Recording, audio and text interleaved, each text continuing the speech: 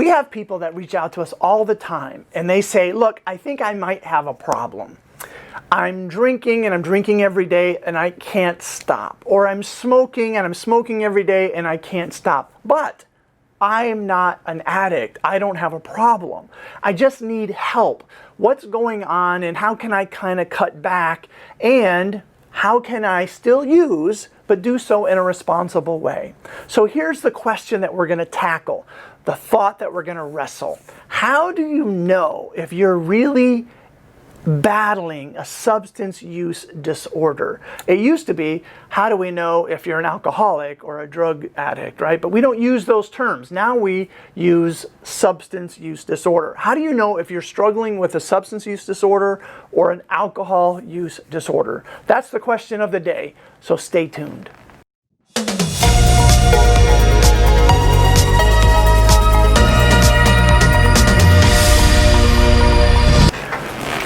No one likes to think that they might be struggling with a substance, because what that really means is that the substance now controls you.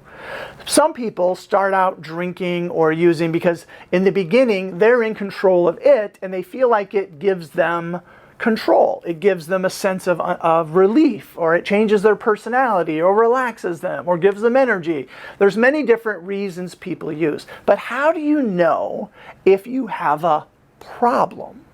Well, as we talk about it, I hope it becomes more and more clear. But one thing you have to understand, when you use something, right, that it has addictive qualities to it, that means it's going into the nucleus accumbens in your brain, which is like a socket, right? And the dopamine, which is produced, is going to go into that socket and produce pleasure. Any substance or behavior that you do that produces dopamine to a certain amount that goes into that socket stimulates the mind, and it gives this sense of incredible pleasure. Pleasure on demand is what drives addiction, right? We don't want to have to go through a long ordeal. We want pleasure and we want it now. We want to feel better now. So the addictive tendencies in our brain have everything to do with the amount of dopamine that we seek. We want dopamine. We want to feel better, and we want to feel better now. So there's a lot of substances that do that, and there's a lot of behaviors that we do to excess that also produce those substances. So the behaviors are what are referred to as a process addiction versus the chemical addiction of the actual substance itself. So basically what happens is once your brain gets used to taking the dopamine on demand, it wants it. So if you get stressed, you're going to get triggered and you'll have this desire to use, right? Because it's one of the greatest ways we handle stress.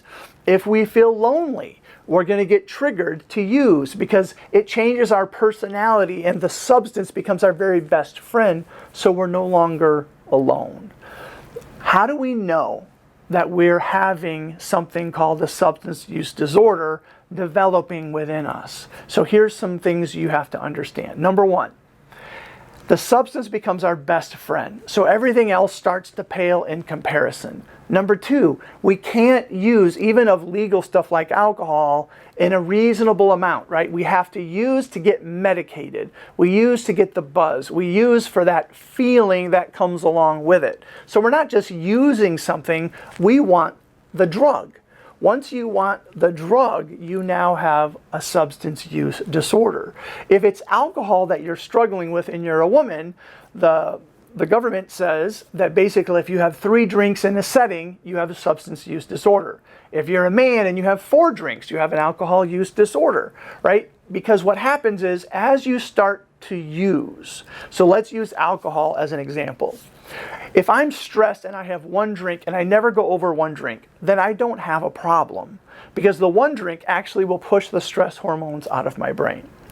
The second drink is different because when I take that second drink, the amygdala in the center of my brain, this HPA axis, registers the second drink as a threat.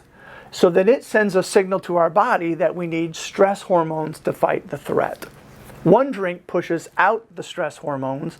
The second drink pushes in stress hormones and starts to get them pumping.